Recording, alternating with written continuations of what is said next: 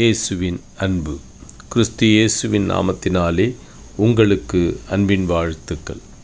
சங்கீதம் 128 அதிகாரம் 1 கர்த்தருக்கு பயந்து அவர் வழிகளில் நடக்கிறவன் எவனோ அவன் பாக்கியவான்.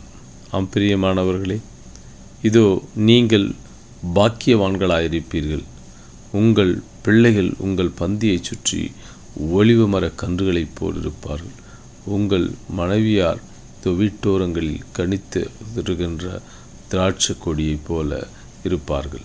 இவ்விதமாய் நீ ஆசீர்வதிக்கப்பட்டிருப்பாய். எப்பொழுது என்றால், நீ கர்த்தருக்கு பயப்படும் பொழுது. கர்த்தருக்கு பயப்படுதலே ஞானத்தின் ஆரம்பம். அப்போ கர்த்தருக்கு யாரெல்லாம் பயப்படுறாங்களோ அவங்கெல்லாம் ஞானவான்களாயிருப்பார்கள். கர்த்தர் அவளுக்கு ஞானத்தை கொடுக்கிறார். அப்போ ஞானம் உங்ககிட்ட வரும் பொழுது கர்த்தருனுக்கு அவர் நடக்க வேண்டிய வழிகளை உனக்கு காண்பிப்பார். அந்த வழியிலே நீ நடப்பாயே ஆனால் அந்த வழியிலே நியாயம் இருக்கும், நீதி இருக்கும். இதோ நீதியோடும் நியாயத்தோடும் நடந்து நீ கர்த்தருக்கு சாட்சியாய் வாழும் பொழுது கர்த்தர் உன்னை ஆசீர்வதித்து உயர்த்த வல்லவராயிருக்கிறார். அப்போது கர்த்தர் ஆசீர்வதிக்கும் பொழுது நீ பாக்கியவான்களாய் இருப்பாய்.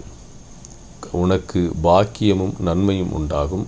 உன் பிள்ளைகள் ஆசீர்வதிக்கப்படுவார்கள். உன் சந்ததி, உன் குடும்பம் ஆசீர்வாதமாய் இருக்கும் என்று கர்த்தர் சொல்லுகிறார். ஆமென்.